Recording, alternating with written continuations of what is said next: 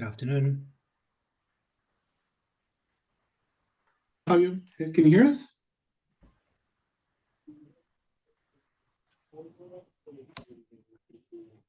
Hello, hello.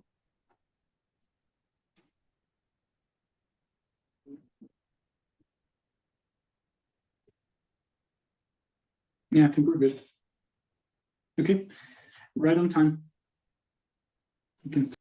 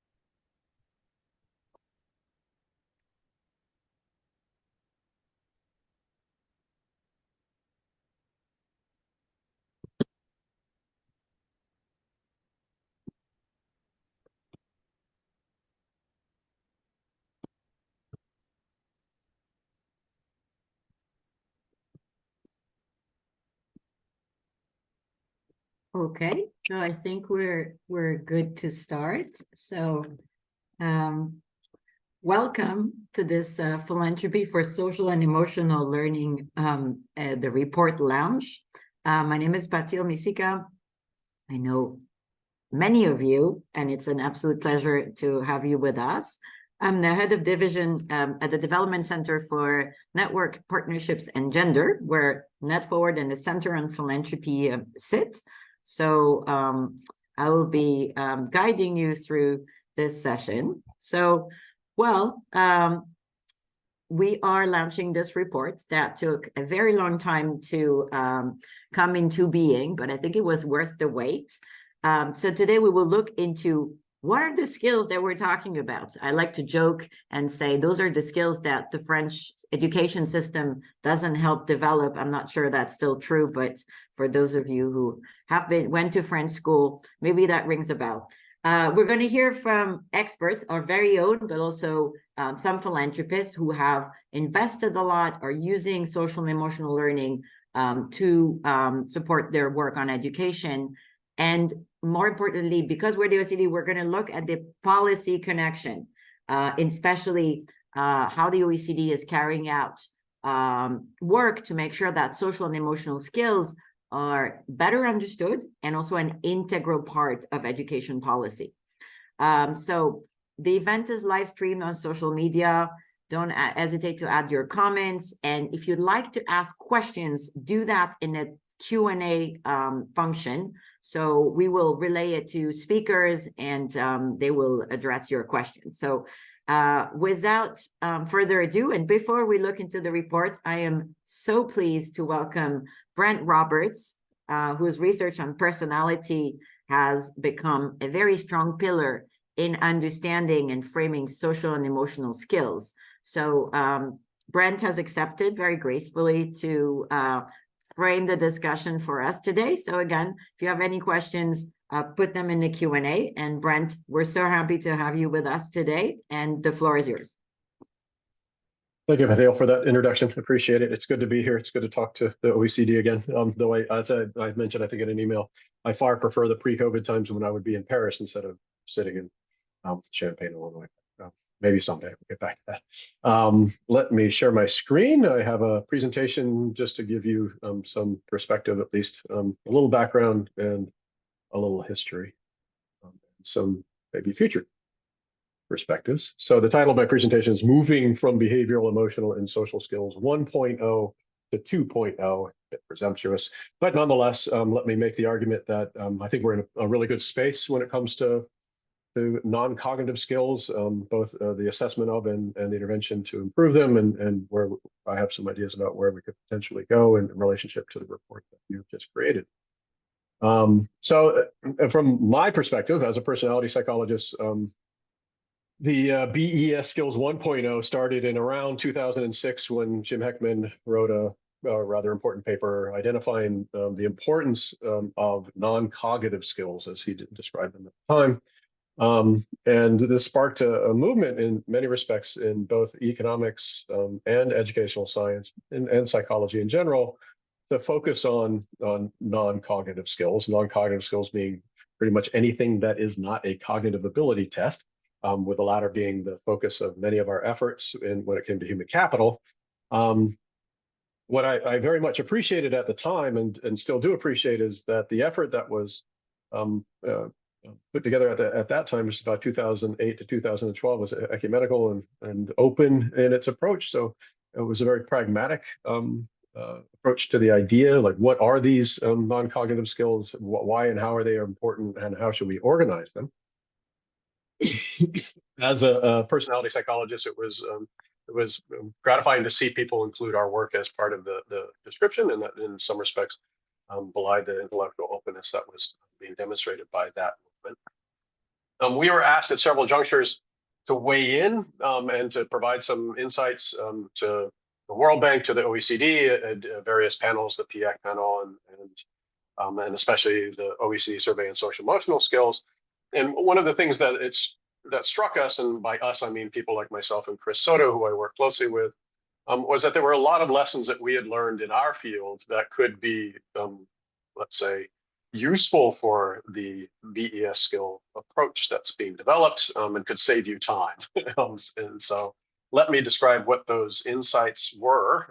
There are 4 of them. Things we knew. Everything is the big 5, whether you want it to be or not. I'll go into what I mean by that. The second thing that we understood was you need to be careful about what you measure. And then the third thing was that the easy options will fail you in the long run. This is research. And then finally, I think there's an obvious solution, but it's a challenging one that needs to be engaged quite energetically by parties if they are so serious about it. So let me unpack these quickly. Everything is the big 5. So in our field, and you might be familiar with this now, we had a bit of a revolution in the late 1980s, early 1990s, where we figured out that there was an underlying organizational structure to the field of personality psychology that could be organized in and around what we call the big 5: extroversion, agreeableness, conscientiousness, neuroticism, and openness. And I assure you, in the early 1990s, when this came about, it was not received well by my colleagues. There were lots of protests that this was a theoretical system that was horrible in the way it was, trying to integrate everything. And so we spent a good 10 or 15 years arguing back and forth. And in retrospect, what we really realized was that everything is the big 5 at some point, and you should take that seriously to a certain degree, not some ways maybe too far. So, for example, Luke Goldberg redid all the trait adjectives in dictionaries. We did dictionaries across the globe, and the big 5 show up, if 4 or 5 of them. So you see it in those.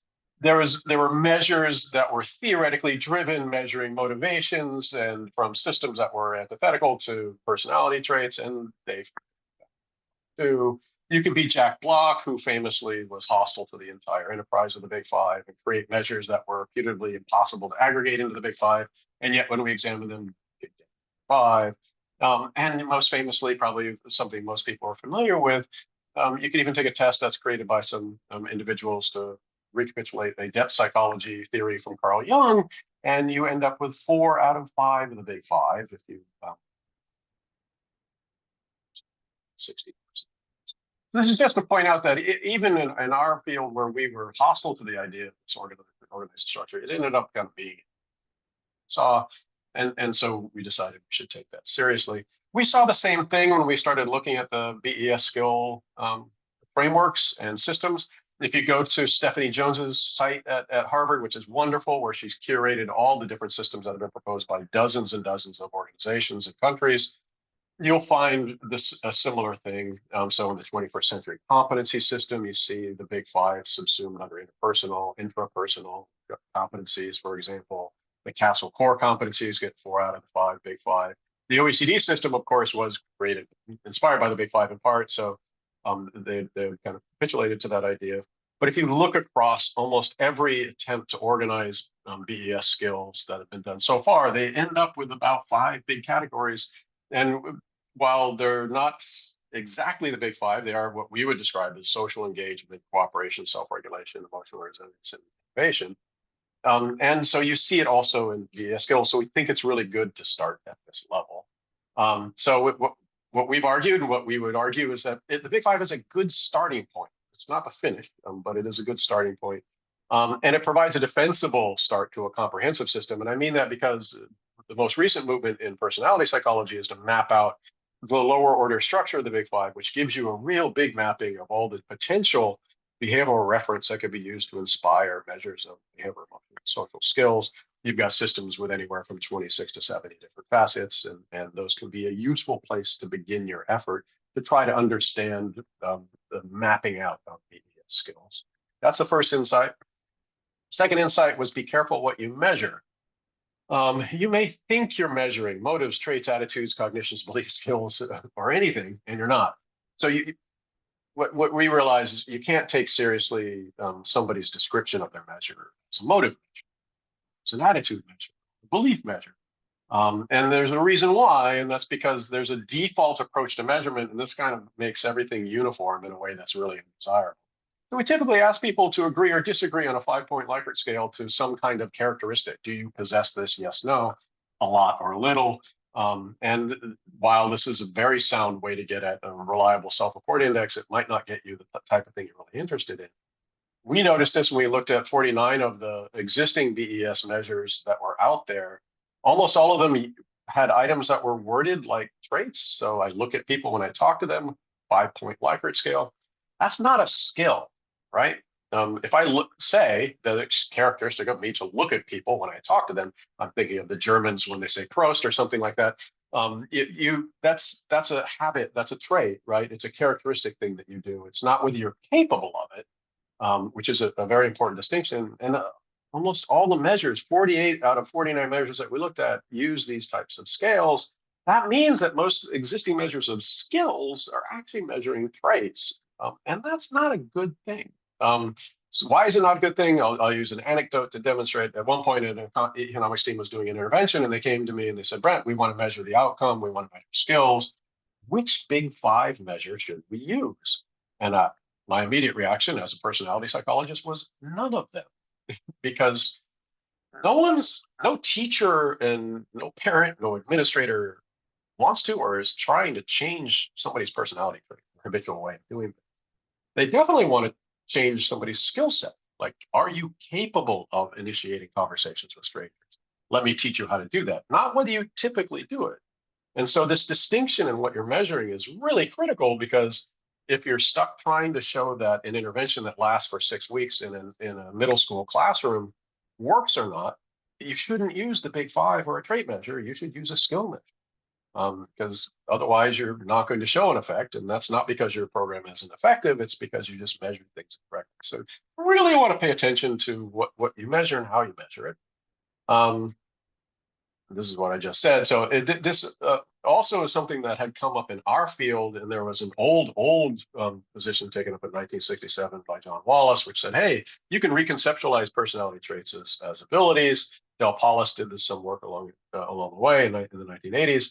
And really, it hadn't been followed up. But this is something we were aware of. And so we decided it would be constructive to marry these two insights, everything's the Big 5, and be careful what you measure, into a new way to approach measuring skills.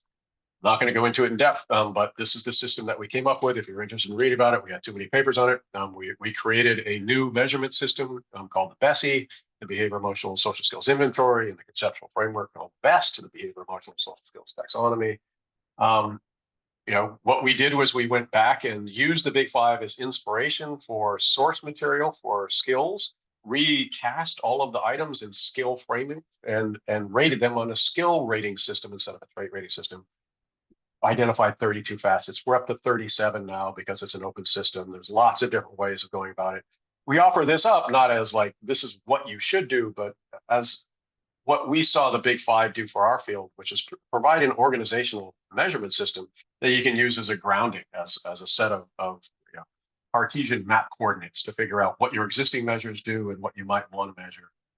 Just because it was really helpful for us to have that organizational system to understand what we were doing. So I would argue that's BES skill 1.5. So we moved things a little bit from where we were in 2010 by introducing the system. Now let me talk against myself a little bit. Insight number 3 is the easy options will fail you in the long run. What do I mean by this? First, our system and too many systems are based on self-reports. Self-reports will work brilliantly for basic science. My entire career is probably due to self-reports, so I cannot malign them so much. They do predict things, they're important, they're great. But when it comes to skill assessment, in particular, they break down in places that are really, really important. So the Lajaj and McClure's paper is a really nice paper for showing that if you're in non-traditional settings, countries, for example, where people aren't used to doing 5-point Likert scale ratings of self-reports, the self-report enterprise breaks down. I know from our developmental work that if you ask populations of 10-year-olds to do self-reports, things break down. Why is that? I don't want these systems to just be working with Western countries, and we definitely want to be working with kids because they're often the focus of our efforts. And if we can't get good measurement out of self-reports for the 10-year-olds, we're going to have a hard time measuring whether what we do is working. So self-reports aren't going to work. We have proposed repeatedly that observer ratings might be a solution. I still do think they are. There's good research to show their utility, from Connolly and One's paper being one of the primary ones. The problem is they're too hard to implement. It's too difficult to get teachers. It's almost impossible to get teachers to rate their students on skills. It's just hard to ask a teacher to rate 32 kids multiple times. So it's a big ask. It's hard to get parents to rate their kids. It's hard to get anybody to rate anybody else. So it hasn't really turned into the approach that we would like. It still can work scientifically, but it hasn't worked out right. Finally, the third idea,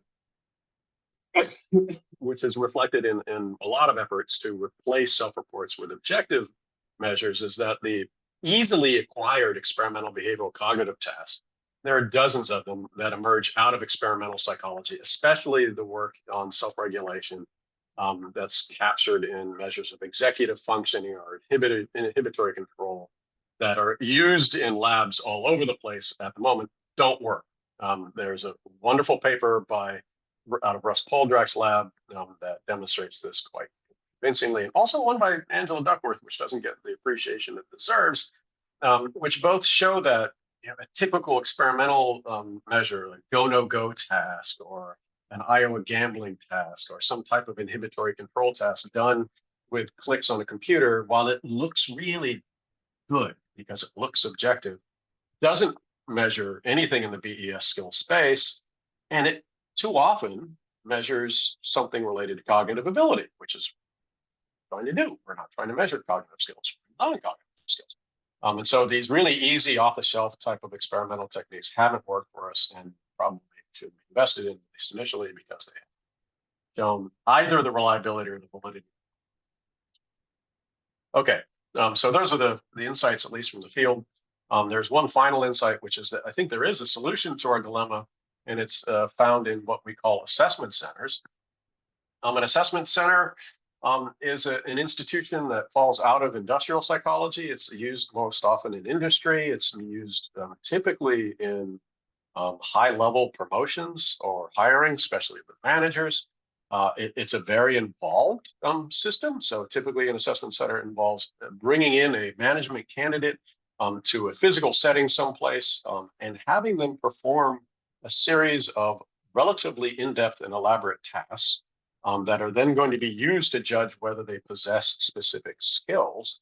These tasks, there are usually 5 or 6 of them. They involve role playing. They involve specific types of challenges that relate typically to something like management. Interestingly, assessment centers primarily focus on non-cognitive skills because when it comes to promoting high-level management, they've pretty much accepted that these people are smart enough to do the job. It's just whether they have skills in places like leadership and teamwork and self-regulation and emotional resilience and innovation that they care about. 5 BES skill domains that we've identified. And they have tasks in each of these assessment centers that give the person the opportunity to perform and demonstrate their leadership capacity. They have to give an inspiring speech to an anonymous group or take on a group and lead it to do something. They have to coordinate a team to do something effectively, or they have to give a team member bad news, like being fired.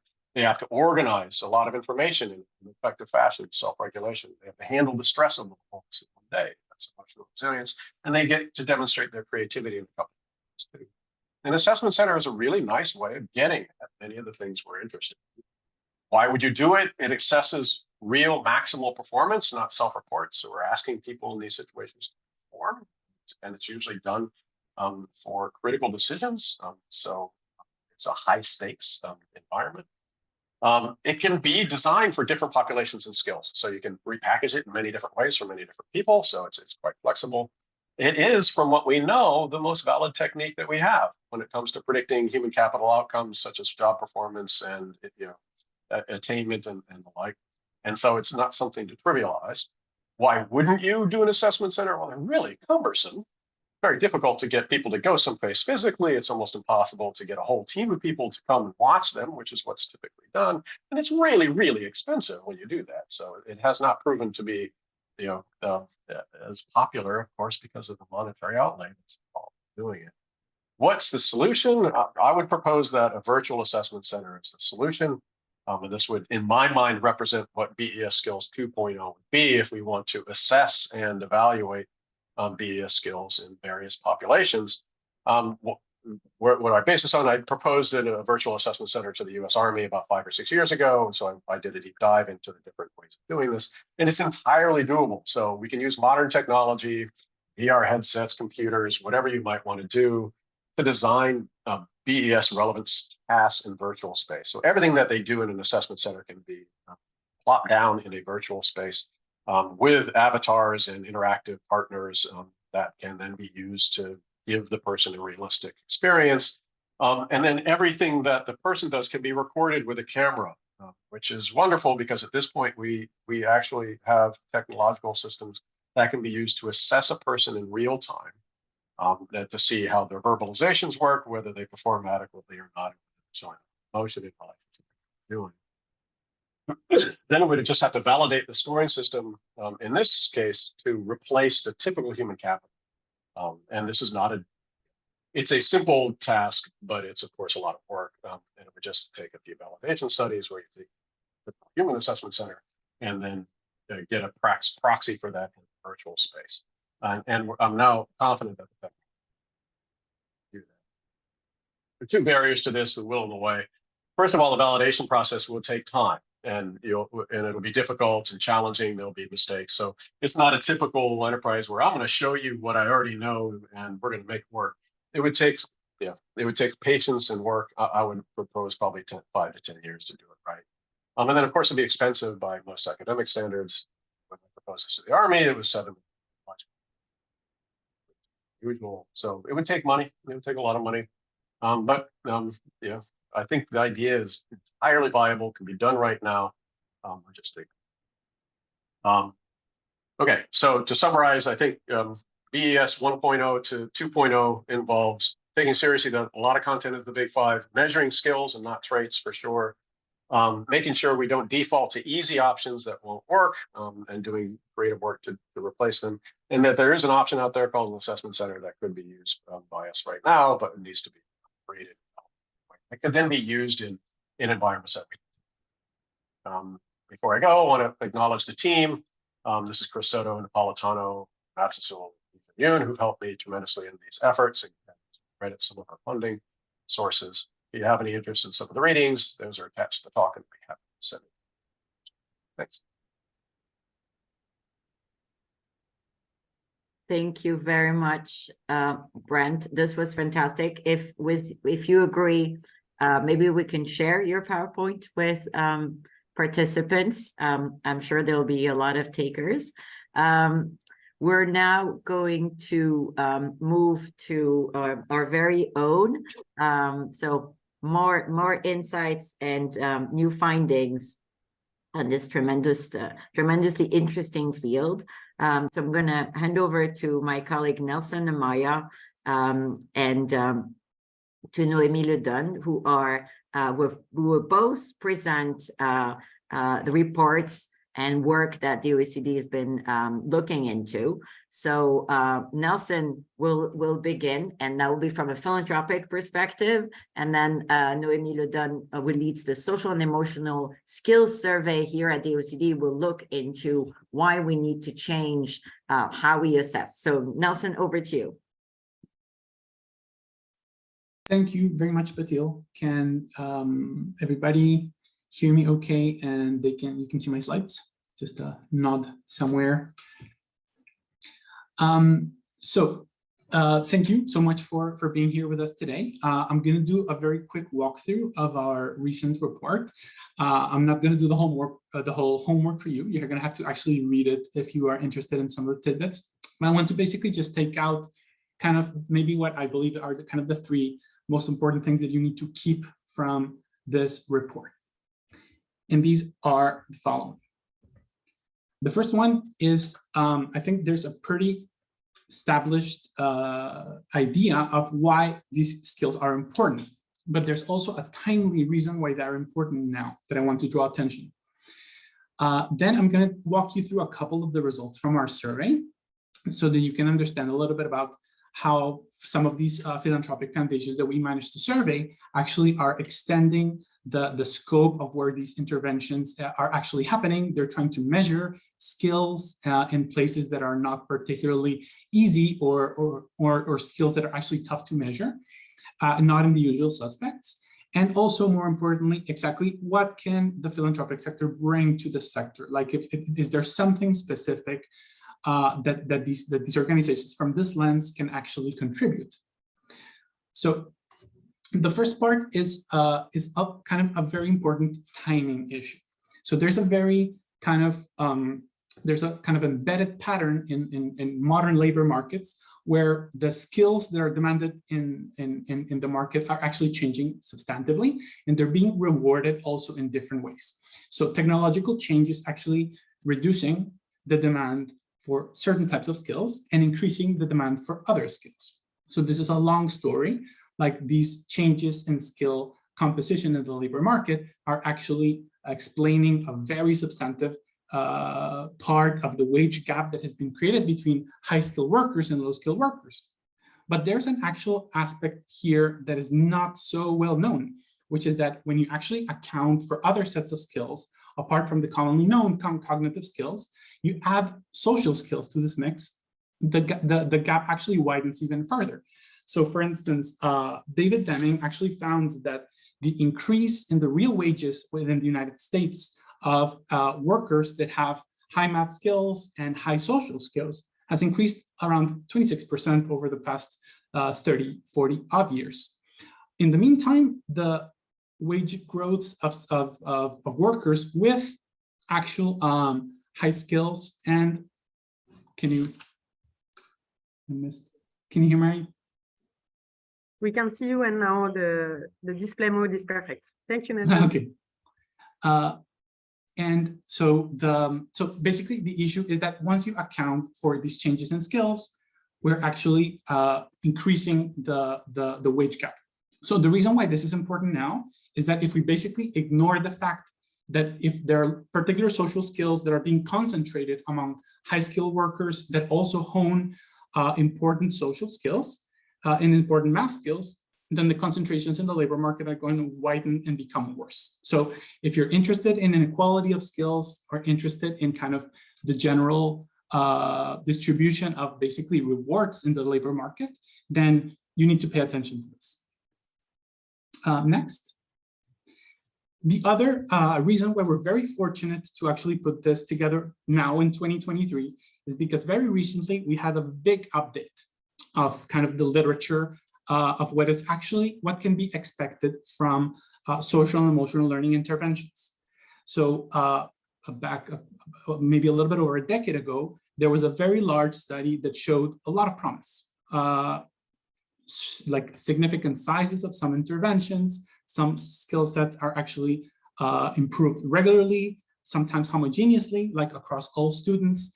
But then this update this year actually took like a big it kind of watered down a little bit the results, and it showed that the best that you can expect from these interventions are relatively small effects, and also relatively small in very specific groups of skills, not across all types of skills. So for instance, you can see there, even if you try to improve some specific social and emotional skills, the best sometimes that you can do is have average effects of around 0.2 as a edge is deep. So the effects are not that big. Actually, they're even around kind of half of where they were about a decade ago when they were measured first. There are also lots of effects that are very different across the distribution of students. So there are effects that sometimes actually accrue over students at the low tier of some distributions or with gaps in some other skills. So the important point here is that what can be expected from this is actually pretty moderate. Like, don't expect any miracles. Actually, miracles tend to be something that should kind of flag you a warning alert that something is amiss, which leads me to my next point. Next, please. And these are basically the three things that we found are basically what might be kind of keeping the sector a little bit from not improving as much as you want. The first one is hype. There are some interventions that are very interesting, very intuitive, very emotionally appealing, that actually end up receiving a lot of attention, but actually don't pan out when you actually try to see whether the results are coming in. Can you click on the slide twice, please?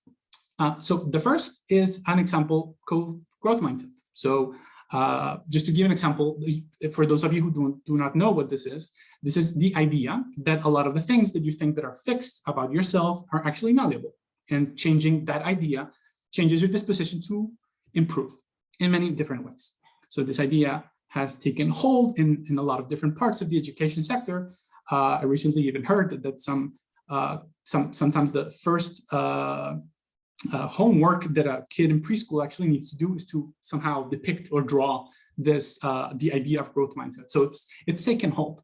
But after 20 odd years and a lot of meta study wars, there's been already a conclusion that there's no great things to be expected about these types of growth mindset interventions, that they were a little bit exaggerated, that they took hold of the whole sector, and they probably should have received as much attention now looking in hindsight. So I think the lesson from this is that instead of kind of going over a 20 odd year curve of high expectations and then low realizations, it's better to have good science from the beginning, to make sure that actually the type of things that you're measuring, or that Brent also showed us, are sometimes quite hard to measure, that they actually pan out. The second one is something that even in our survey we tried to fight against, which is that there's still a very large overrepresentation of certain type of skills and concerns of students that come from what's called the weird bias. So there's a big tendency, especially what we've seen in this space, of certain peculiarities of psychology to be overrepresented in the types of concerns that these programs try to improve. So for those Western educated, industrialized, rich and democratic populations have different salient psychological features. Like here I'm thinking about people tend to be more self-focused, more individualistic, more non-conformant, more patient as well, more trustworthy towards strangers, more analytic as well, more focused about the intention of others. And this also explains a little bit about why a lot of these things that you see in social and emotional learning are related to self-esteem or related to self-efficacy. And probably these are not really the concerns of a lot of populations in different places that are not weird. So it's important to make sure that whatever you're trying to learn from an intervention that is happening in a weird scenario is actually transportable to a place where it isn't, or where this particular skill is not so socially valuable, or people actually don't have those concerns. And the third one is implementation. So we already know, we've known for a long time, that you might know exactly what kind of curriculum or what kind of intervention you want to do, but actually getting it done, actually making sure that the teachers can convey these messages, actually making sure that the school environment is proper for these to actually improve is really, really hard to get. And there's a lot to be said about implementation challenges, and I'm going to show you an example a little bit later. So next. The first thing that you should know about this is we basically try to survey the types of interventions that are backed by philanthropic foundations, that they tackle a host or a single social and emotional skill very broadly defined, and that the outcomes are actually related to education. So we managed to survey a lot of programs. These programs have a presence in 53 countries. And one thing that we found is a couple of unusual things. First is that there are a couple of what we are calling maybe cell hubs that are not in the usual suspect places. They're not in the UK, in Australia, or in the US. One of them is in Colombia. The other one is in Tanzania. Another one is in Brazil. So there's a lot of interest, kind of grassroots interest, to understand this issue and to make interventions and measure them better in these countries. And we also see that there are plans for expansion for many of the programs that are already ongoing, particularly a couple of international programs. We try to do kind of a very deep X-ray of what exactly these programs are about. What do they do? What do they try to accomplish? How do they work? What theories are they based on? What kind of skills do they tackle? There's a more to be said on that, but that is on the report, so I'm not going to show it here. So please, next. But there are a couple of important things for you to know about this survey. The first is that a lot of these programs actually tackle multiple skills at the same time. They do this because this is an easier way for them to actually group skills, because they do it already explicitly. They have very dedicated programs that tackle a particular set of skills or a particular group of skills. But the important thing here is that there is almost like no such thing as a single program that is trying to tackle or improve a single skill. There's this sense of relationship between the different skills that are tackled simultaneously. Next. And here is when we run with one of, again, another probably like warning alert. We asked all of these programs, how are you actually assessing? Like, are you running into all of the problems that Brent already kind of showed us? Are you confusing skills with traits? Are you probably measure things in ways that are self-reported and not so reliable? And we found a little bit of that. We found that there are the landscape of all of these organizations are really trying their best to figure out how to measure this, how to assess it. But Brenton, you explained really well how this is super difficult. This is not something easy for them to do. And we didn't find a single group of two foundations who are actually using the same framework to measure their like whatever they're actually trying to improve on social and emotional skills. So this is a little bit of a, so today, 10th of October, we're putting like a warning sign in case like 2 years or 3 years from now, it pans out that there's a particular evaluation that comes out that shows something great or a new finding. Like we have to keep a little bit of a critical eye to see whether they really are well done, they're reliable, they're credible, they have a proper pre-registration, they don't go for some of the problems that sometimes go in this literature. And I think it's quite important to note that this is basically the self-manifested kind of guide of what are the problems and the needs for these programs. Next. And this is where it is. So when I mention implementation challenges, all of the programs that are trying to improve these skills are actually running most of the time into the same two problems. They're finding a rigid education policy. Basically, they don't find space to include whatever they're working on. But at the same time, they find that the available assessment methods are just not there, or they don't understand them, or they're too expensive, or they don't know how to get them, or they don't know how to use them. So the need is just there, it's manifest. We need to solve that problem. So how actually are we going to solve the problem? Just to also follow Brent's good advice and show actually a solution apart from all of the problems that we're seeing here. Next. Basically, what we're, and here I'm summarizing a little bit the recommendations from this report, is that a couple of things actually need to happen to overcome these challenges. The first one is that when there's actually good evidence for something, it needs to be brought up to the educational authorities. They need to be able to pay attention. But it has to come from like really reliable evidence. The reliability of the evidence, sometimes it's suspect. Like it doesn't sometimes come from the best studies, the most powered studies, the the most reliable studies. So that needs to improve. The cultural scope of SEL is actually improving a lot. There are new skills trying at least to be experimentally measured in different places. There are new hubs that probably we were not particularly aware of, like Colombia or Tanzania, where a lot of new programs are actually happening. And we also need to kind of up the rigor of the types of studies that we do to analyze the effectiveness and focus beyond average effects. Ultimately, I think there's a very big need to have more of a multidisciplinary agenda. This is not something that is the whole realm of psychology or economics or sociology or education researchers. I think like everybody has a lot to add, and I've seen very great examples of these great collaborations, particularly in academia, that actually solve together all of the minds trying to figure out how this works. So we think that this is a very promising avenue, and we think that foundations actually have a lot to say about these 5 points. So I'm actually gonna stop with that. Just give you a place where you can actually, next slide, please. So the report is actually available now. You can read it. We hope to receive comments from you and questions at some other point, because now I am very interested to hear what the foundations and what Noemi actually has to say, because the work of the OECD right now is actually tilting precisely towards solving these problems that Brent and I have highlighted. So Noemi, over to you. Thank you, Nelson, and I would like to thank you for the invitation first, and also congratulate you on the great reports. I had the pleasure to review it and to collaborate a little bit with you on this, and I must say that I was impressed by the quality of the report and the methodology and the findings you reported in there. So congrats. Thank you for the invitation. Let me, yes, I hope you can see it well now. Yes, great. My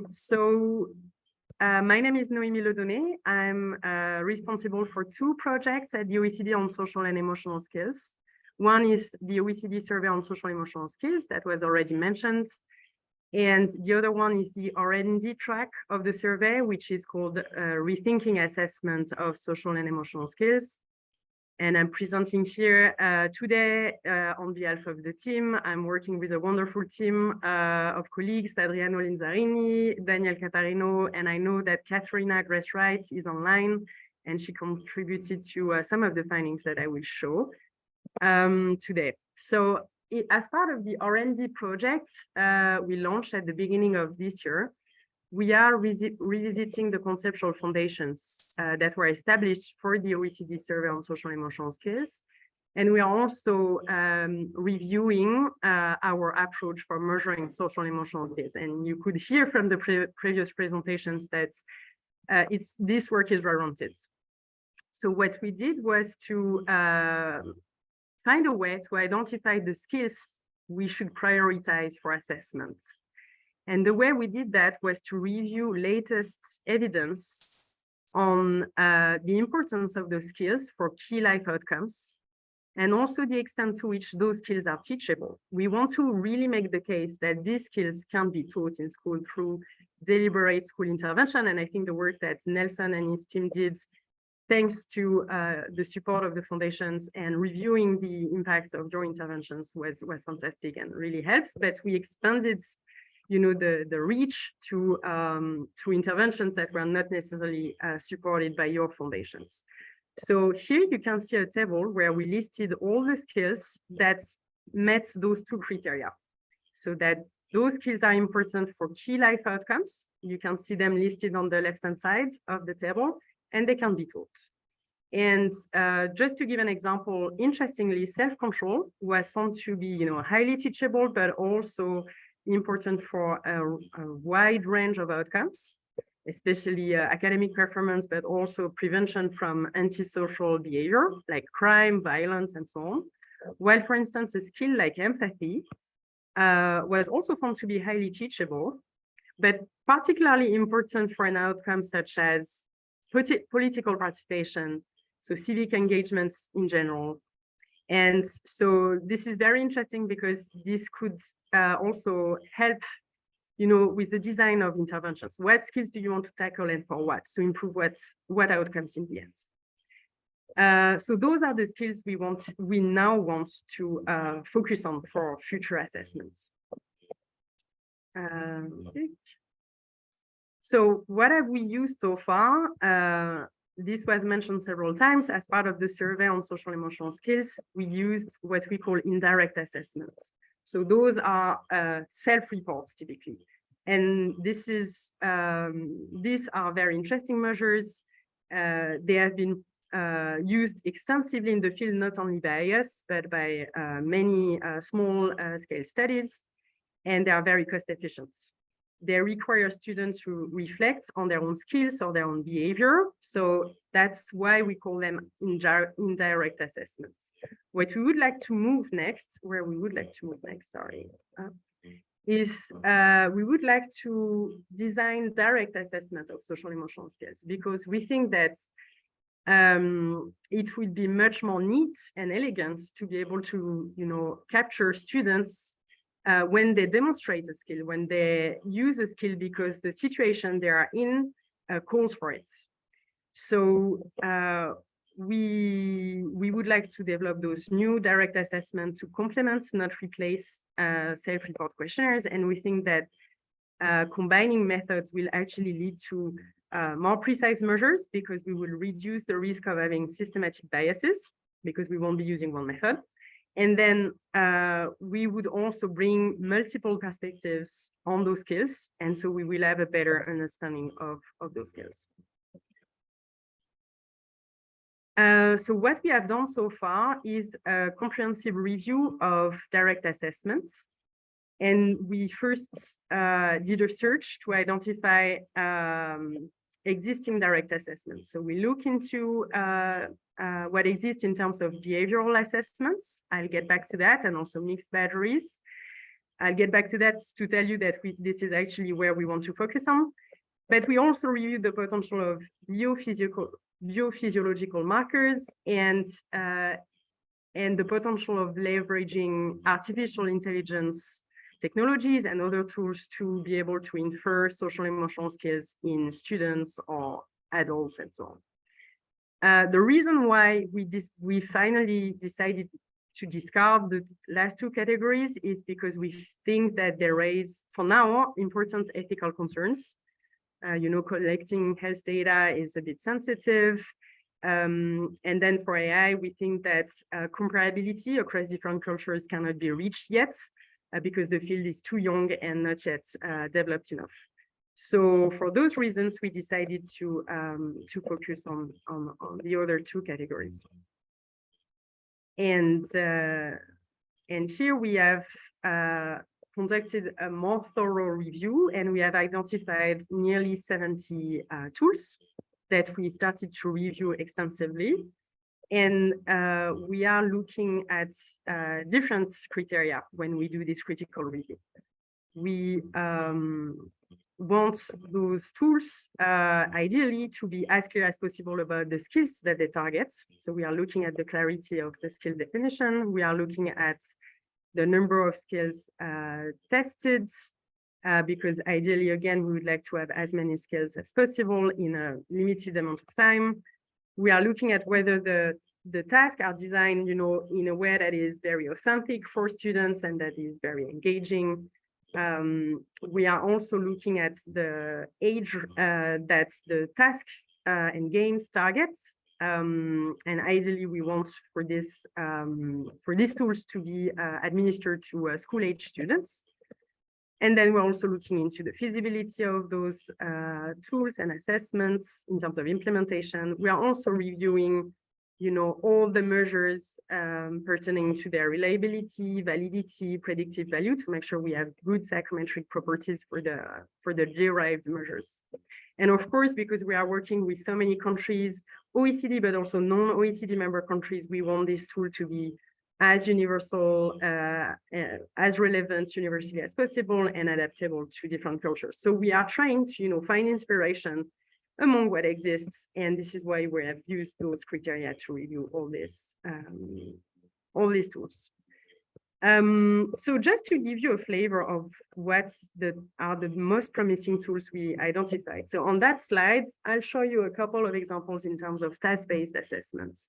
So the example on the left-hand side is a story task for assessing optimism in students. So the students are presented with this little drawing and this text that says that Zarpies keep doubles as pets and doubles are green, furry, and fun to play with.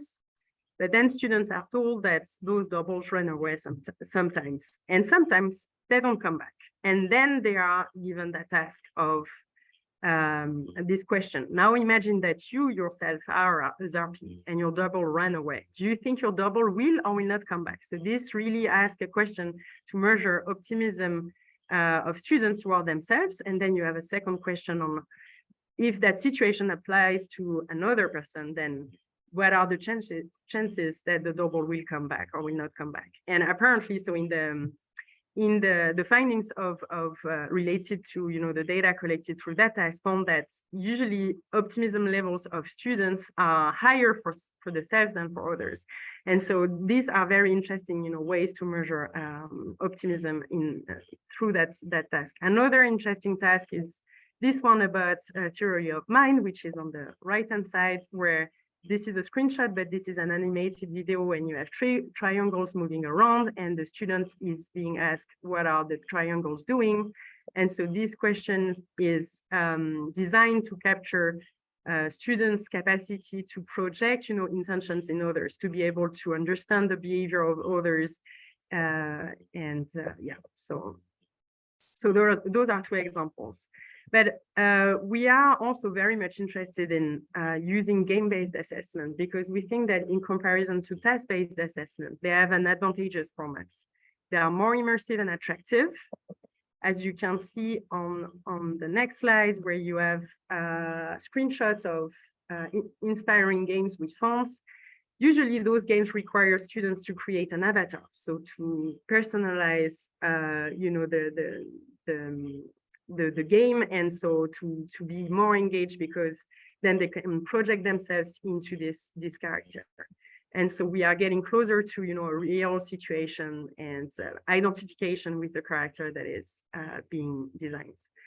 And so this is an interesting setting for the game-based assessment. And usually they also use more complex scenarios, so which are also closer to reality and real settings. And they also allows for testing a different set of skills and not only one skill, which is the case for task-based assessment. They usually focus only on a smaller set of skills or even one skill. So those are game developers and owners that we have identified and that we will be contacting soon to explore potential for collaborations on those, to design together game-based assessments. So this is what we want to produce. We want to produce a game-based assessment that can target multiple skills at one time. And those skills need to be teachable and predictive of life outcomes. We really want to capture actual, real social emotional skills, not personality traits, not cognitive skills in situations that are as authentic as possible. For this, we need to design various tasks to be able to measure multiple skills. And we absolutely want to adapt this to different cultural contexts. So in terms of the timeline we have for this, we are completing a full year of this research, looking at latest evidence on social emotional skills in general. And we'll move to an important phase soon, which is prototyping. And for this, we need to identify that partner. And we also need support for this seed work. I've worked with many of you on that meeting, and many of you provided support, to the participation of different sites in the OECD survey on social emotional skills. But here, we really need some support for this centralized part of the work. That we will later share among all the participating sites that might be interested in joining this project in the longer term. And we need to join forces for this to have a very nice prototype for this assessment. And then we'll pilot it. Here again, I'm sure we'll find excellent partners to pilot it. There are so many people, interested in piloting such a game assessment. So I'm not too worried about that phase. And then we'll refine the assessment. And then hopefully at some point in 2029, 2030, we'll go global and implement it. So that's the plan. And yeah, if you're interested in supporting this important seed work, please contact us. And you can also check our webpage. So thank you very much for your attention. Thank you very much, Noemi. Sorry, I butchered your last name. No, that's fine. As a French person, that's not very good form. Thank you very much to the both of you. I mean, so many questions raised on the basis of this work. So I think it's a perfect time to turn to our distinguished panel. So on the basis of that unpacking of social and emotional skills and how to measure them, we're going to hear from practitioners on, how they've been pushing the envelope and testing these solutions. So I am very privileged to be here with Erin Ganju, who is director at Echidna Giving, a very good friend of NetForward that we're delighted to welcome. Emma van der Meulen was Global Program Manager at the Porticus Foundation, also one of our distinguished members. Fabio Segura, who is co-CEO of the Jacobs Foundation, formerly co-chair of this education working group and beloved member. And Bo Stern-Thompson, who is Vice President and Chair of Learning Through Play at the Lego Foundation and another important partner of our work here at the OECD. So I'm going to start with you, Erin, with the first question. So Echidna Giving is supporting two major programs focused on building life skills for students. The Life Skill Collaborative in India and the Alive Assessment of Life Skills and Values in East Africa, in Kenya, Tanzania, and Uganda.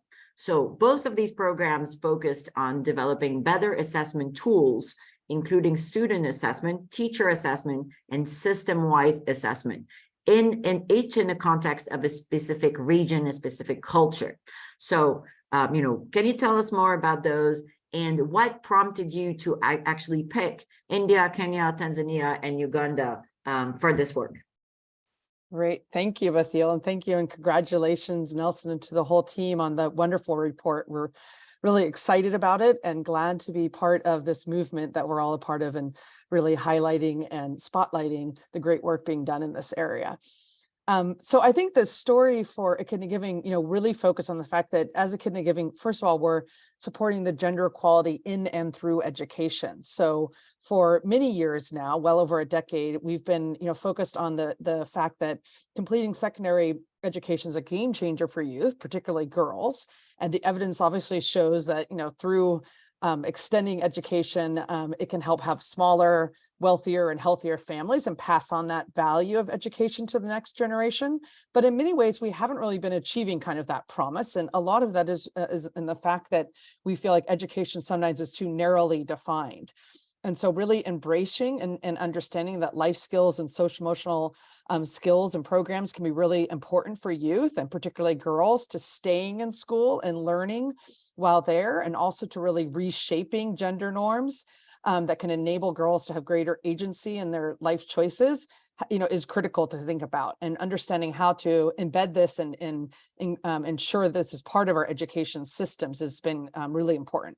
For many youth facing great adversity in many of the global South countries that Echidna Giving is supporting education work in, we're seeing that supporting social emotional skills is arguably just as important as academic outcomes and their ability to thrive in school and beyond. So that was sort of the anchor for a lot of this work. And for many years, Echidna Giving's been funding implementation, research, and advocacy efforts around these important skills and why they matter for youth and particularly girls, and defining how to measure them. And we're really been focused on trying to build, as we've talked about here today, a comparable body of evidence on why social emotional skills and life skills, are so critical, and how to help build that body of comparable evidence across programs to help governments, make very critical decisions that they have, trade-offs they have of, how to embed these skills among many other competing priorities they have in schools.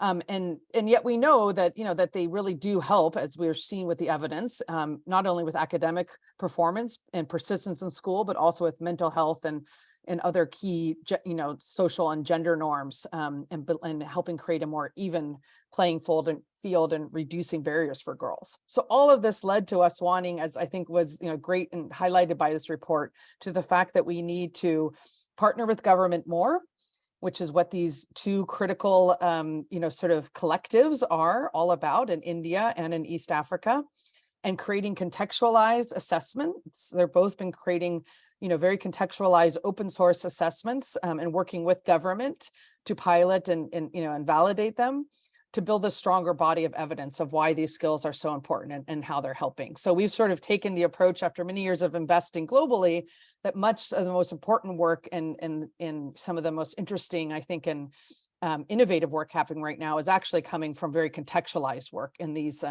social emotional and life skills hubs that are working in India and East Africa. Thank you very much, Erin, and fascinating work.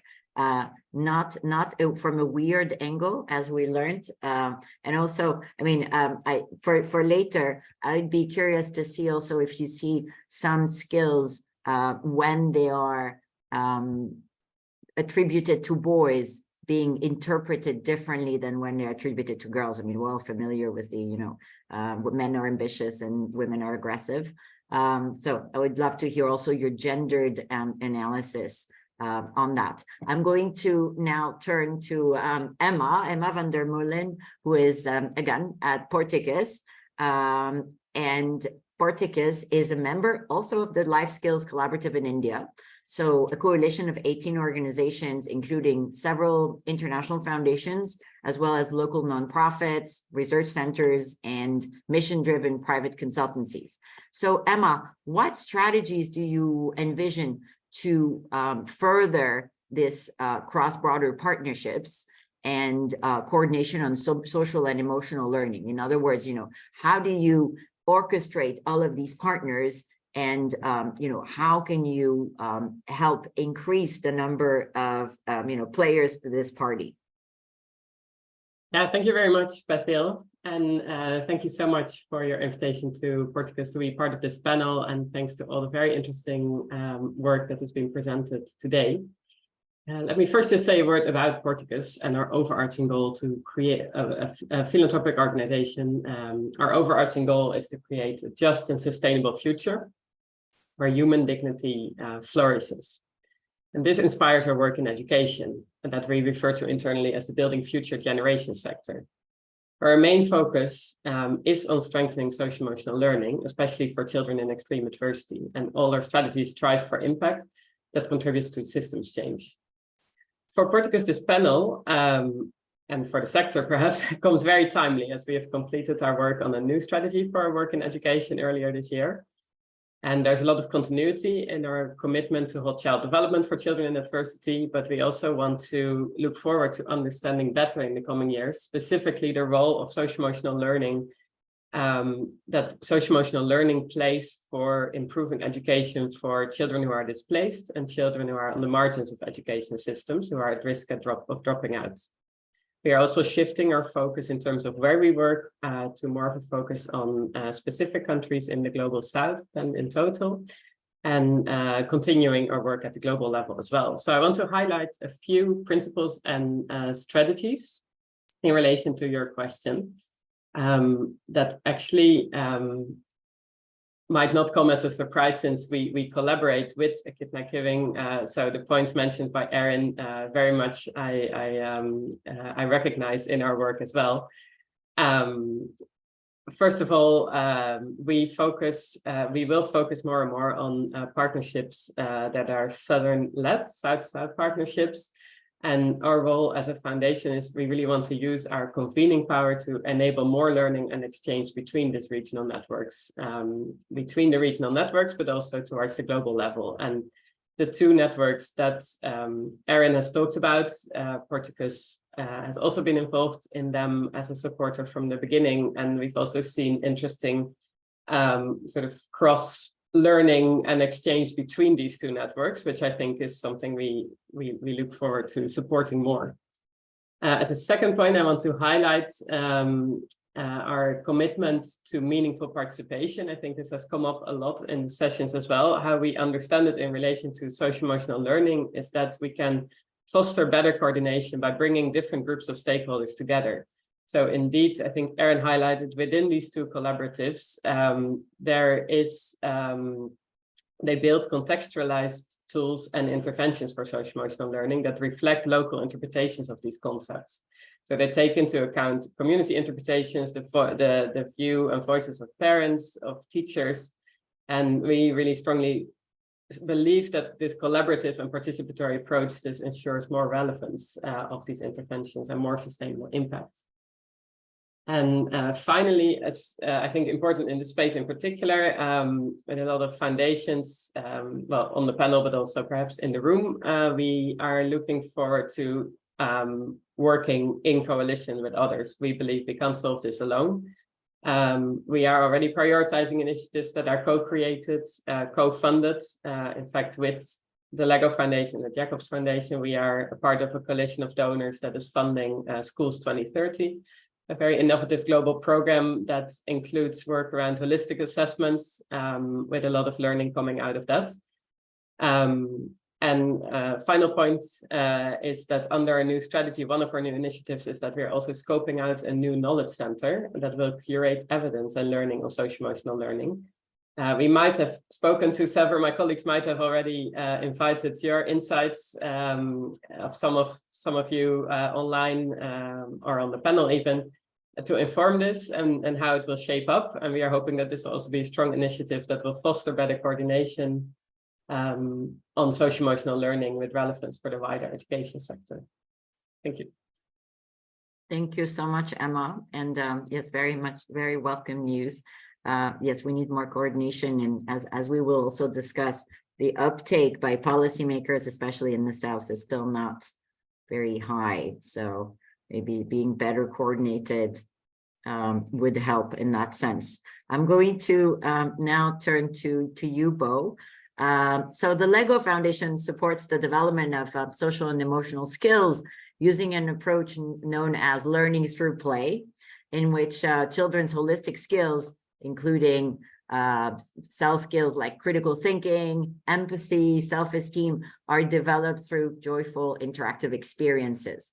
So while the Lego Foundation is in transition, you still have a track record, very interesting, of programs in 18 countries across 4 continents. So could you tell us more about what the Lego Foundation has learned about learning through play and its impact on, fostering social and emotional skills? Absolutely. And again, thank you so much to OECD for bringing forward such an impressive work with the data and analytics to help us work together to develop, to measure and improve social emotional skills. It was worth the wait, as I think you hinted towards in the beginning. So it's correct, we work across many different countries and contexts. We work from the most desperate and biggest global humanitarian crises to very solid, well-established educational systems. And we appreciate that many of the partners that we have funded over many years are illustrated in the report. And I think there's a growing excitement around the opportunities for children to develop and learn through play. The growing evidence over the past decade highlights many examples. But I think there are 3 things that are important in this context that we have learned. And I think the first one is a basic thing around play, because play enables children, in particular young people, to express their thoughts and feelings, to relate to stories in a safe environment, to create and imagine how things can be different, which means it's an obvious starting point for thinking about assessments also of social emotional skills, because play helps them articulate it. particularly in places and situations where it's very difficult for them to resonate with standardized or traditional forms of assessment. So play is basically a mechanism where we can address the individual needs and backgrounds of children who have very different starting points. So we address them in their own language, basically. The second thing we have learned is that when we think about different aspects of play, it's a very flexible and a very local approach, because it doesn't focus on one rigid outcome alone, but it's holistic. But it also comes through not only through one aspect of play, but through experiential learning. When children create their own projects, like physically tangible things they care for, or where they address problems that are central to their context and their identity, their community, like with community-based learning. So it actually starts with recognizing the context and the strengths of the community. So that's part of many of the international studies, that it starts with the students' interest, it starts with the context of families and caregivers and the capabilities of the practitioners. So I think this is where we can see that having the local context, the materials, familiarized environments is important about learning through play. And finally, it touches upon the things that were mentioned in the presentations here, that play addresses the skills that are absolutely essential for the labor market right now, but also what Erin mentioned, that SEL is a critical enabler of traditional literacies like language and mathematics and so forth. I don't think it can be said enough or emphasized enough that it supports a full breadth of skills which enable all the other literacies that other people call foundational, because you cannot learn if you are in an unhealthy situation of stress, if you are emotionally unbalanced, if you don't have any supportive context, don't have friends, don't have strong relationships. So we need to address this false dichotomy between the non-cognitive, soft, social emotional and more traditional outcomes. So we treat it as an integrated part of all our programs. And it's probably more important to think about how it's integrated with the pedagogies, the whole educators and resources to establish that positive, safe, and stimulating environment. So for us, what we've learned, learning through play means that context matters, local context, individuals, and we actually have particular instruments now where assessments can be playful and still be rigid and reliable. But it's a particular skill set, both of the assessment teams, but also practitioners to use them.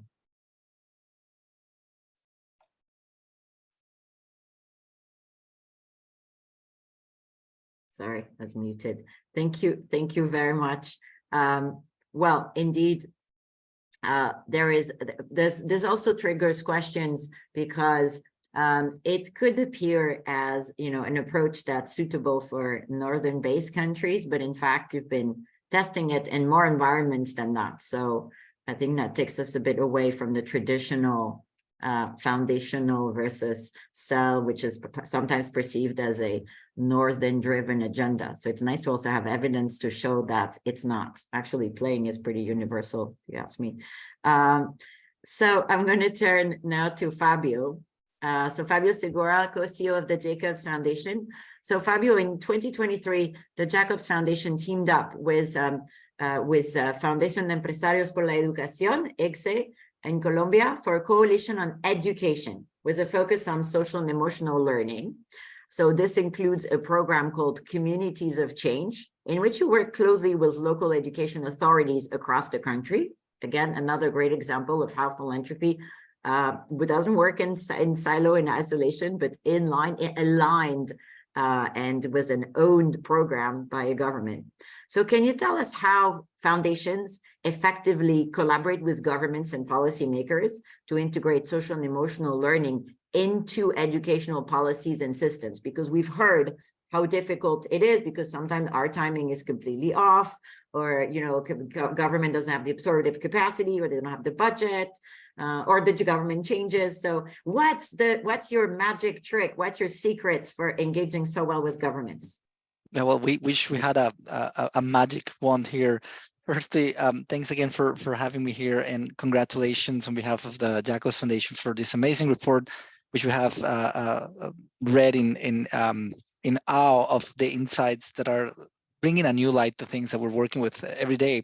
But to come back to your question, Batil, there is a first, let's say, agreement one has to have with all stakeholders around the table if one is to work with government, and is that the ultimate end game is policy implementation.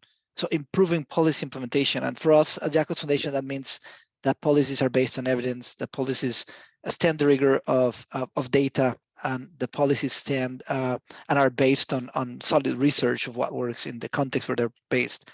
And that basically forces both government and private actors to look at a number of things. For example, where policy fails, or where in the policymaking cycle there are opportunities for improvement of the actual implementation, and who are the key stakeholders that are better positioned to doing that.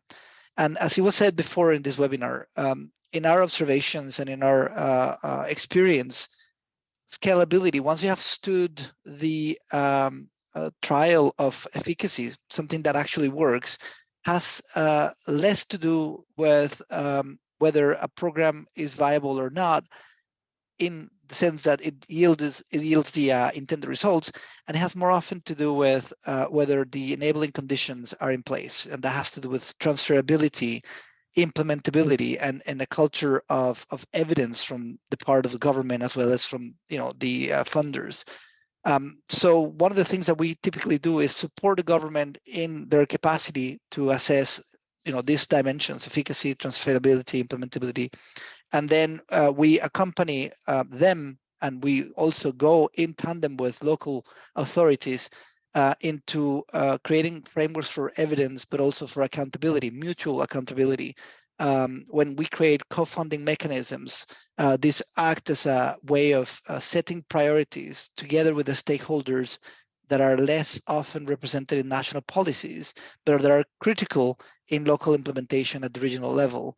And then lastly, setting the frameworks for evaluating how to describe problems of policy, but also how to choose interventions that are more likely to address them. So those are some of the observations and lessons learned that we have had in the last few years in working with government, not only in Colombia, in Cote d'Ivoire, here in Switzerland, where you would think the level of working is less complex, and actually is very complex as well, given the level of decentralization and the complexity of the multicultural, multi-nation context that we have. So back over to you, Batil.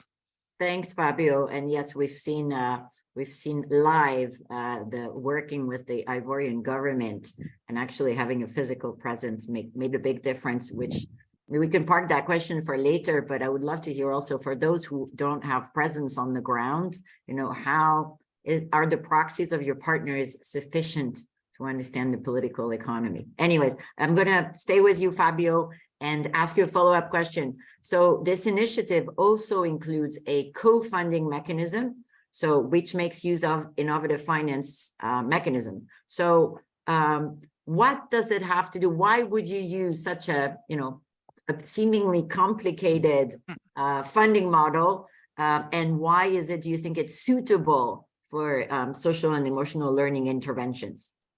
Well, this is very simple, and in its complexity, it has a very simple logic. The first one, it is to increase capital, because it is obvious to us that the means are growing slower than the needs when it comes to funding social emotional learning and quality education in general. So increasing capital is an objective of the Jacobs Foundation wherever we work systematically. The second objective to this is increasing efficiency. Many of our partners in the philanthropic space like to have a direct line of communication with governments or with authorities, and they like to have their own agendas, whether it's a flavor of an intervention, whether it is a region, whether it is a particular solution that they're promoting. And this makes governments very inefficient in terms of coordinating all of these demands and responding to them with policy priorities. So having a co-funding mechanism with its own governance is also a way of improving efficiency. So this is ultimately increasing capital adequacy. And this is, resulting in at least three things. The first one is more capital to choose the best interventions that are more adequate to the regions or to the context where they are needed. But the second one is to keep mutual accountability, because everybody has to give a certain amount of say in how programs ultimately are designed and deployed, including us who are promoting the design of these co-funding mechanisms. We take a seat at a steering committee, which is presided and led by the government, which is what makes this sustainable and aligned with policy ultimately. Thank you very much, Fabio, keeping each other accountable. I will now turn back to Erin, also prompting you to share what you've learned, because we love to talk about collaboratives, we love to talk about partnerships. We could talk about it until the year 3000, but the ones who've actually done it probably have some more insights. So rather than speaking theoretically, dear Erin, you've worked with other foundations and as part of collaboratives relative to social and emotional learning. So what are your takeaways on this? Is it one of these areas where collaboratives are sometimes the result of fads? So what's your take on these types of collaboratives? Thanks, Fathiel. I will say that we've really been impressed in the past few years. They're about 3-4 years old. COVID time obviously creates a little bit of challenge with some of the timelines of these collaboratives, but they've really been working very hard in recent times. I think achieved quite a lot in terms of their partnerships with governments and the evidence that they've started to build. And so it's been some of the most dynamic and interesting work that we've been a part of. And we ourselves, having worked with both the India Life Skills Collaborative and the Alive Collaborative in East Africa, have been interrogating why are they going so well? What is really happening? And I think around a few things we've noticed.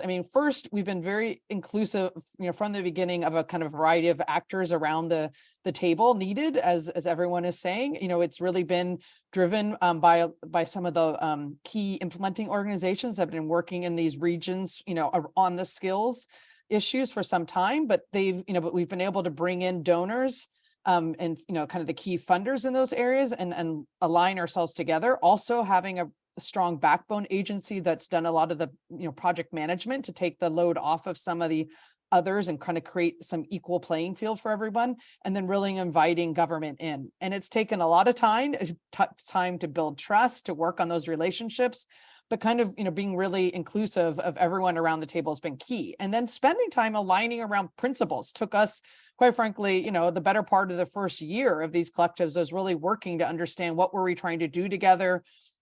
What do we mean by open source, contextualized assessment tools? Why we were focused on really, kind of working with the government on the government education sector, that we weren't working on implementation, that this was really about assessment and advocacy efforts, and, just really kind of understanding what that meant. And then I would say we did a good job, or at least a fairly decent job, of trying to be more practitioner led and less donor, funder led. Really putting, the work, supporting the work of the key organizations that have been in this field, and not being overly directive, but really taking a back seat and letting them define what was the best way to work together, and kind of being, very much in the driver's seat.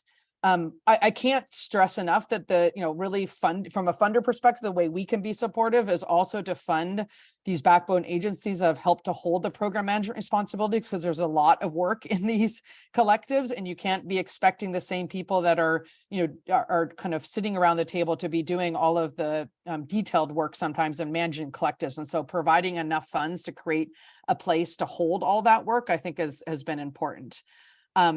And then I would say kind of the biggest lesson is that, what we're trying to do is ensure that, the work together adds up to more than what any single organization could accomplish. And so it's really been incredibly important for us to understand what is most valuable that a collective does, which is different than what, individual funding agencies' agenda might be, or an individual organization might be. And so some things are better done in a collective, and kind of identifying what those things are. We do think some of this comparable evidence, some of these advocacy efforts, things like that are much better, done and more powerful as a collective. And so really kind of defining what that impact looks like from the collective, because you're going to need to make pivots and changes, based on the external environment, based on how government kind of what they want, what their agenda is, how to align with that. when other, issues come up in country. COVID was just one of them when schools shut, but an interesting opportunity is it really provided a window in which governments were much more receptive to some of these ideas around social emotional learning and working together with them on this idea of how students need to really be adaptable, flexible, and thrive in crisis. That provided a window for us as well, right? So I think being able to be nimble and work together as a collective was critical in these moments. So those are some of the things that we've learned that really have helped to, I think, develop and maintain these collectives, kind of momentum in the effort. Thank you so much, Erin. It sounds both fascinating and a lot of work. I'm going to turn back to you, Emma. And given your focus at Portuguese on whole child development, how do you envision integrating, these dimensions of social and emotional learning into formal education systems? So are there strategic are there partnerships that you think should be pursued in that direction? How do you basically take from your theory of change and what you've invested research in into working with government into the policy space? Yeah, thanks a lot, Batil, for the question. I'll highlight a few elements of sort of how we work that relate to this point. The first one to really stress that for us, how to integrate social emotional learning is not an afterthought, but it's really an important part of our initial vision and design. So staying with the example of the Life Skills Collaborative, in that case, I think it's important to also reimagine the role of the state education as engage stakeholders in the process rather than presenting them with a finished project. So in the case of the Life Skills Collaborative, they could provide input to help shape the tools from the start and ensure they were effective by piloting them in public schools. Also, I think it was mentioned already or questioned by you, but we do have local presence in all of our focus countries, which I think helps our programming to be informed by very strong contextual understanding of the political and social developments, and also spot opportunities in terms of policy reforms. And then I'll very quickly highlight, because I'm aware of the time, that under our new education strategy, we will work in 3 broad areas related to this integration into formal systems. One is on shifting mindsets, building on the work that we've done together with the Jacobs Foundation and the Lego Foundation on challenging this false dichotomy that was already mentioned by my colleague from Lego, that we've put together. We've challenged in a recent evidence synthesis that we published earlier this year, and we really want to build on that, really emphasize the point that social emotional learning is not a separate subject, but an approach to education that integrates learning so that students are able to be successful. And we really want to highlight the interrelationship and the interconnectedness between academic, social, emotional, and cognitive development, and indeed build a movement or work together with others to improve understanding of this area. A second area of work relates to changing power dynamics, so working for better representation of specific marginalized groups in education decision-making, education policy-making, so that it better reflects the identity and vision of marginalized groups, where specifically in several countries where we work, who are typically more excluded from these processes. And finally, under tools and approaches, we support a variety of interventions, such as the development of teaching and learning materials, teacher professional development related to social emotional learning, and of course, a big focus of Portuguese has been on the assessment tool development work. We just look forward to building on that under our new strategy, and to working with others in these 3 areas of shifting mindsets, changing power dynamics, and building relevant tools and approaches for the sector, with the ultimate goal of integration into and influencing national education systems. Thank you so much, Emma. In the interest of time, we're going to finish up with you, Bo, but it's, as we say, last but not least, we're circling back to assessments. So in the Lego Foundation's contribution to the OECD report on philanthropy for social and emotional learning, your CEO Sitzel Mary Christensen, highlighted that it is best to start with existing measurement tools rather than reinventing the wheel for each new program. So with programs in such diverse environments and communities across the globe, how does the Lego Foundation ensure that these interventions and also the way they are assessed are actually relevant and culturally sensitive? So over to you, Bo. Thank you so much. And I'll be very brief, given the time here, but over the years, it's been very clear that we are much more in need for being culturally sensitive towards, compared to our traditional ways to philanthropy, driving interventions and outcomes. But we believe that you can still be very culturally sensitive by focusing on local materials, activities, stories, imagery that cater to individual children experiences. But you need to drive that based on existing tools that have been tested, that borrow items from each other and so forth, instead of reinventing the wheel. And the main reason is that, I think was also mentioned here, as a philanthropic community, we need to find better ways to work together, to work with governments, to work with local communities, and that requires shared language, the constructs and taxonomies and so forth. I think Nelson mentions that no two foundations are using the same framework. So at a higher level, if we're able to have the same constructs and taxonomies, we can still operationalize that, learn and build on existing tools to make that contextually relevant. I think about it as a Lego brick, as a Lego system. There's a still very standardized, high quality system globally, but you can still use it very locally to create your own stories or create your own identity through a similar process. Thank you. Thank you so much, and thank you for being concise. We cannot stop here, so it will have to be a to be continued. But let me finish by thanking our panelists and Professor Roberts. It's been an amazing discussion. We hope you walk away with a better understanding of why social and emotional learning is important, why developing these skills and measuring them is indeed difficult, and why we need to invest more in understanding how to improve them and how to improve their uptake in education policy. For education funders, the NetForward will meet on the 20th of November in Paris for our education working group, Education in Crisis. We will look at disruptions like COVID, the need to digitalize, climate change, but also conflict settings. So please contact us if you'd like more information. And I cannot end without thanking Nelson, Madeleine, but also Sonia and Sabrina, and of course, Noemi's team and the Education Directorate here at the OECD. This would not have been possible without you. So again, a big thank you. And this is a to be continued. You can, again, look at the reports, flash the QR codes, and disseminate, comment, give us feedback, because this is just the beginning. And we were, again, delighted to have this this starting conversation with this this group of peers and experts that are so dedicated to promoting, assessing, and pushing social and emotional learning and skills for the future. Thank you very much, and have a good day, afternoon, evening, and to be continued. Thank you. Bye-bye.